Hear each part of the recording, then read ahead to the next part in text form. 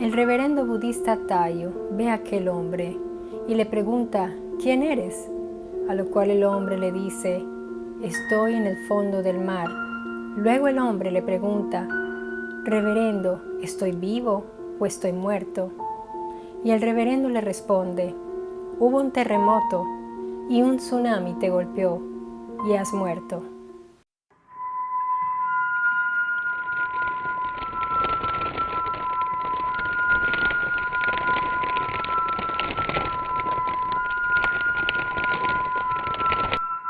Eran las 14:46 hora local en Japón, cuando un terremoto de 9 grados golpeó toda la costa del noroeste de Japón. Se produjeron olas de 10 metros y llegaron a decir que la ola más alta que llegó a las costas tenía 40 metros de altura. El agua corrió a una velocidad increíble, dándole poquísimo tiempo a muchas personas para ponerse a salvo. Desafortunadamente, no todas las personas tienen una reacción rápida y algunos maestros de una escuela no llevaron a los niños hacia las regiones más altas, hacia una colina cercana, por lo cual murieron 47 niños en esa ocasión. Y así se pueden contar muchísimas historias. Hubo unos minutos para evacuar y esos minutos se quedaron como una herida muy profunda en los corazones de muchos japoneses, que eso les significó un gran peso en su conciencia, se sienten culpables, por lo cual se produjo un gran trauma en toda la nación. Y muchas personas no pudieron hablar de ese suceso por al menos 5 años. Se quedaron en silencio. Hablar del tsunami, de la tragedia de Japón, significa entrar en un campo santo, por lo cual el tono y las palabras deben ser de sumo respeto, tratándose de una tragedia de tal magnitud y en un país de personas de tanta espiritualidad. 3 calamidades se juntaron y se produjo más de 15,000 muertos acertados, porque hubo más de 25,000 personas, las cuales aún hoy siguen desaparecidas, sin contar con todos los heridos. En esta tragedia también hubo muchas cosas que se nos escapa de nuestro conocimiento, de la información, porque, por ejemplo, se corrió 17 centímetros el haz de la tierra, murieron miles de aves y se rompió un iceberg. Entonces hay muchas cosas que nosotros tal vez desconocemos porque simplemente nos detenemos a ver esas imágenes tan poderosas que nos producen tanto pánico que de pronto se nos escapan muchos datos mucho más allá. Y digamos que no solo los seres humanos sufrieron en esta tragedia, porque también desafortunadamente hay animales de compañía, mascotas, todos los animales que forman parte de esa colectividad, los cuales son abandonados en plena evacuación. Muchas personas los abandonan, así que ellos también sufren. Es un sufrimiento invisible a los ojos de muchos. Aunque algunas personas se percataron del aviso de algunos gatos, porque los gatos empezaron a producir un maullido extraño y siempre hay alguien que tiene un celular para filmar y para percatarse de esas pequeñas cosas que suceden durante esos momentos en los cuales la gente no sabe dónde ir, está pensando en dónde están sus familiares, en ir a buscar a sus hijos.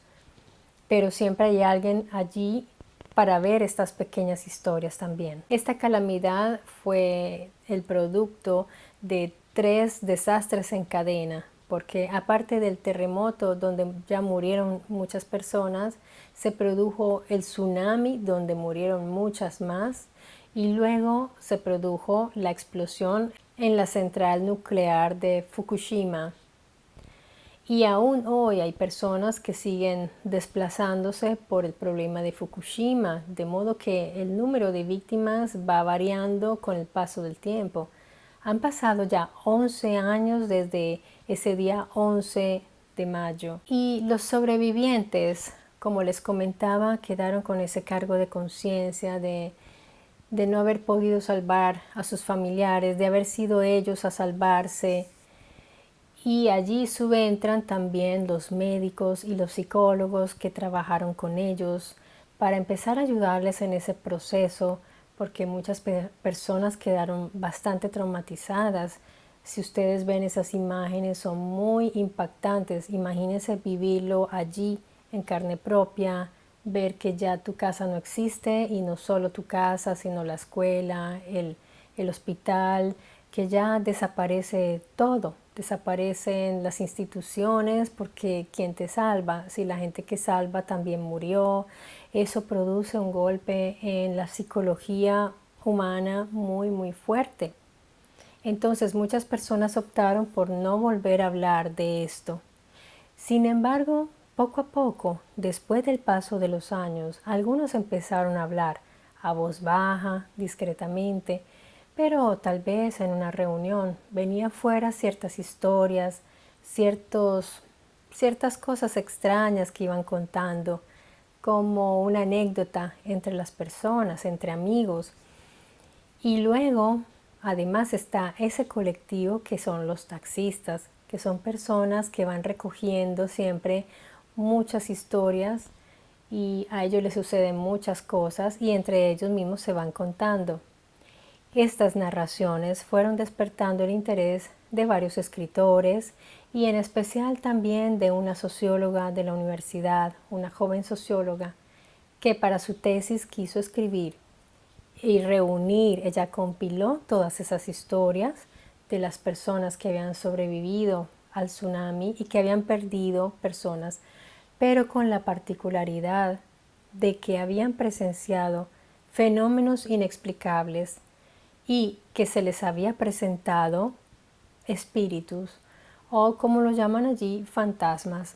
Así que el autor de este libro y la socióloga empiezan a entrevistar a las personas y empiezan a adentrarse en esos mundos desconocidos para muchos, porque cuando las autoridades y los médicos y todos entrevistaban a las víctimas, a los sobrevivientes, iban adquiriendo mucha información, pero ¿quién los escuchaba contar de pronto que habían tenido contacto con personas no vivas?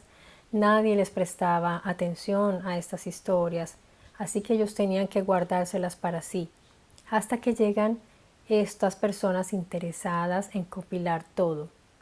Y vamos a conocer algunas de estas historias porque son vienen del profundo, y tengamos en cuenta que vienen de personas implicadas que vivieron en carne propia esta gran calamidad. Un taxista está realizando su recorrido normalmente cuando ve a un joven con un abrigo pesado para esa estación, y lo recoge, y el joven va muy callado. Entonces el taxista le pregunta que para dónde va, y el taxista se percata porque ve por el retrovisor que el joven está siempre señalando hacia las montañas. Esto le pareció muy extraño, y cuando van adelantándose ya en el camino, el taxista vuelve a mirar en el espejo y el joven ya no está. Otro taxista también recoge a un joven más o menos de 20 años, y este también con un abrigo. El joven se sube al taxi y va también muy en silencio, y el taxista le pregunta que para dónde va, que a dónde se dirige, y el joven solo dice: espero que esté bien. Entonces el taxista, esto se le hace muy raro, y cuando mira al espejo el joven ya no está. El taxista se detiene y mira atrás y se da cuenta que en el asiento trasero hay una cajita con un lazo, pero el joven ya no está. Otro taxista va a altas horas de la noche. Él va en su taxi cuando ve que una niña levanta la mano para hacer la señal. Entonces se le hace raro porque él mira alrededor y no hay nadie. Él se detiene porque está como preocupado por esta niña que se sube al taxi, y él le dice: ¿dónde están tus padres? Ella dice, estoy sola. Entonces el taxista decide que quiere ayudar a esta niña porque ya sabe que está perdida. Él le dice, dime dónde está tu casa, yo te llevo. Entonces la niña le va indicando y él la lleva hasta el lugar que ella le dice. Cuando la niña se baja, el taxista también se baja y le da la mano y ella le dice, muchas gracias, señor, y le sonríe. En ese momento la niña desaparece. El taxista se quedó muy asustado. Y él cuenta a la persona que le está recogiendo esta historia, le dice, mire, yo sentí mucho miedo en ese momento, yo quedé muy confundido. Cuando llegué a mi casa no podía dejar de pensar en eso. Pero hoy día pienso distinto y quiero ayudar a estas personas que ya sé que están ahí, que vuelven y que necesitan ayuda. Se nota que necesitan ayuda. Y esto lo comparten varios taxistas. Y él dice, la próxima vez voy a ser más colaborador todavía y no me voy a asustar. De igual manera, otro taxista que estaba manejando, trabajando normal, cuando una muchacha le hace la señal y él se da cuenta que ella lleva un abrigo, bufanda, botas, y a él se le hace rarísimo porque están en un mes, creo que es agosto, entonces es un mes que hace mucho calor. Él pues ya eso le parece extraño, pero la deja subir al taxi y le pregunta para dónde va. Cuando ella le dice, él se da cuenta que es precisamente la zona más devastada del tsunami, la zona donde todo había quedado arrasado, o sea que ahí no había nada. De manera que él ya iba un poco nervioso, iba como ansioso y la miraba por el espejo como para ver, ¿no? Como qué intención tenía esta muchacha tan callada, además, que más o menos tendría unos 30 años. Entonces, él ya empieza a hacerle preguntas capciosas, le dice, pero ¿usted por qué va allí? ¿Y está segura que quiere ir allí o es una dirección distinta? De pronto se equivocó. Cuando él empieza a inquirir en ella, como está tan callada, después con voz temblorosa le dice, ¿estoy muerta? En ese momento el taxista se queda paralizado, para el taxi y da la vuelta y ya no está. Él se baja inmediatamente de su taxi, está totalmente confundido, está nervioso, llama a sus compañeros, les cuenta y él dice prácticamente no quise trabajar más ese día, me fui para mi casa y dije hasta de pronto me retiro. Pero después él meditó también, hizo como la misma reflexión del otro taxista y dijo, tal vez ellos necesitan de nosotros, ellos necesitan nuestra ayuda. ¿Y por qué no ayudarlos? Entonces la próxima vez voy a ser más colaborador y voy a hablar más con ella si se vuelve a presentar ella o cualquier otro y no voy a hacerle preguntas capciosas, más bien voy a tratar de que se sienta bien y voy a tratar de ayudarlos.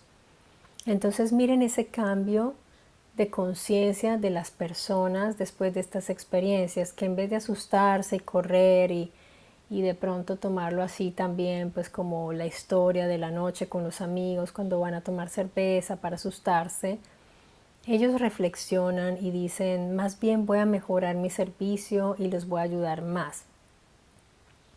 De hecho, en las compañías de taxis se creó un sistema porque ya había tantas de estas historias que tomaron una decisión. Y miren digamos, lo metódicos que son ellos, lo organizados, porque entendiendo que los taxistas estaban teniendo en común estas experiencias y que obviamente no mentían porque ellos tenían entonces la responsabilidad de pagar esas carreras porque a ellos les controlan los kilómetros y todo, eso no es así nomás. Y como realmente se dieron cuenta que sí habían hecho esos recorridos, decidieron poner taxímetros, miren bien, para esos pasajeros que no pueden pagar, o sea, los espíritus, los fantasmas, pasajeros espirituales que no pueden pagar, obviamente. Entonces, ese es un tipo de carrera distinta. Ellos tienen como varias categorías y entra esta nueva categoría. De hecho, hay un cruce de una calle por ahí murieron varias personas y en ese cruce se están reuniendo, dicen los testigos, cada vez más fantasmas que se dejan ver y todos con esta característica, con esas chaquetas pesadas, con bufandas, con algunos están mojados y van caminando en esos cruces y se crean los trancones porque la gente para, porque los ven. Entonces la policía tiene que intervenir y regular el tráfico para que no haya caos, porque dicen que son tantos que van pasando que los autos se detienen y pues eso crea caos vehicular. Entonces estamos hablando de hechos reales, hechos que se están produciendo en la zona del tsunami. Ha habido otros terremotos, pero no se ha hablado nunca de tantas apariciones, tantas eh, intervenciones de personas que han muerto y que vuelven, como en este último, el del 2011, y la gente se pregunta por qué. Hay varias teorías. Una es que probablemente son las culturas, que tal vez la región donde se produjo hay más credibilidad en esto, están las creencias religiosas de esa zona, que es más espiritual. Pero hay otras teorías también y hay que tenerlas en cuenta igual que las otras.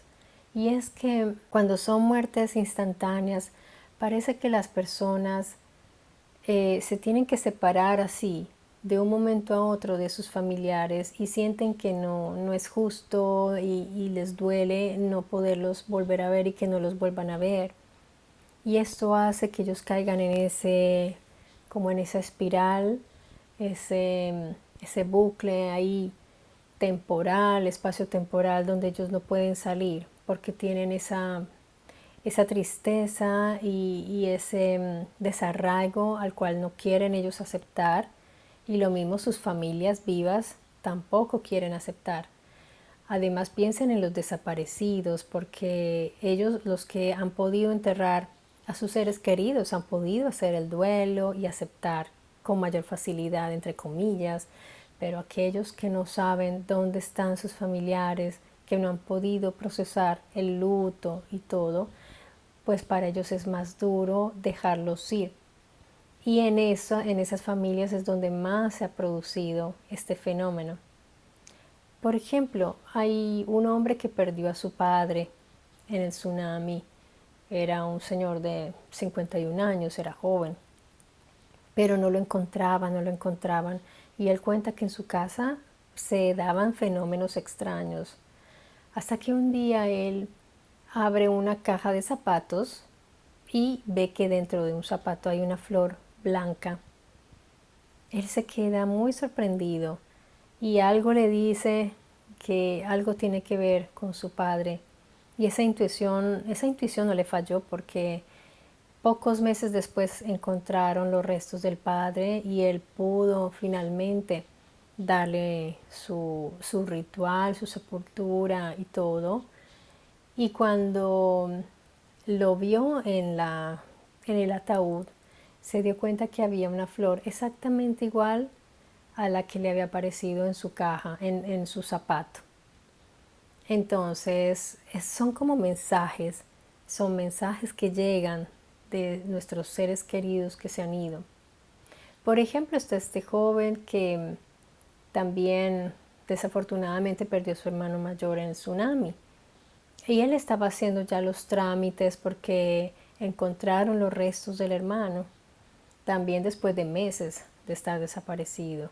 Entonces él le pide el favor al primo que lo acompañe, ellos están firmando todos los papeles para realizar ya el proceso para la cremación y todo, y cuando está firmando siente una notificación en el celular y el primo le dice: mira, tienes una llamada. Él dice: no, es un mensaje. El primo le dice, no, es una llamada, y él, no, es un mensaje, espérate que ya lo reviso. Cuando él termina de firmar todos los papeles, toma el celular para mirar. Efectivamente tenía un mensaje y el remitente era su hermano que había muerto en el tsunami, diciéndole solamente gracias. Solo un gracias, no decía nada más. Él le mostró al primo, le dijo, mira, es un mensaje de mi hermano. Y el primo se quedó, estaban apenas firmando los papeles para la cremación del hermano. Ellos no sabían qué decir, ellos no tenían ni idea de cómo expresar y qué expresar.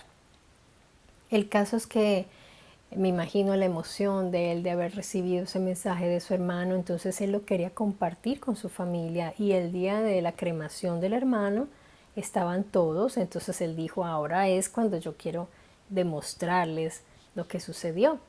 Y saca su celular muy contento y le dice, miren, miren lo que sucedió, mi hermano me mandó un mensaje, cuando mira ya no estaba, se había desaparecido, se había borrado. Y así es. Este tipo de manifestaciones son así. A veces las podemos compartir, pero casi siempre se quedan solo para la persona a la cual se le está mandando el mensaje. Sin embargo, el primo lo vio, o sea que hubo un testigo. Pero bien podrían los otros pensar que ellos se pusieron de acuerdo, en fin. De todas maneras, yo tengo la certeza de que estas experiencias son reales porque conociendo la cultura japonesa, estas personas con ese respeto que tienen, no solo hacia los seres vivos, hacia su familia, hacia la naturaleza y hacia sí mismos, el respeto que tienen hacia los muertos es algo muy grande y es algo que conocemos todos. Entonces no pongo la menor duda de que estas experiencias sean al 100% reales. En una casa refugio temporal, mientras estaban allí ayudando a los damnificados, una señora anciana entró y pidió un té. Le sirvieron su té y se puso a conversar con las personas del lugar. Cuando terminó su té, ella se levanta, se despide, agradece y se va. Cuando ella se va, ellos se percatan que el cojín donde la señora estaba sentada estaba mojado. Entonces ellos ya sabían por qué. ¿Por qué? Y así hay muchas experiencias en los libros que estas personas han hecho. Hay experiencias donde hay personas que se presentan en casas y piden que les ayuden porque están todos mojados, que necesitan secarse.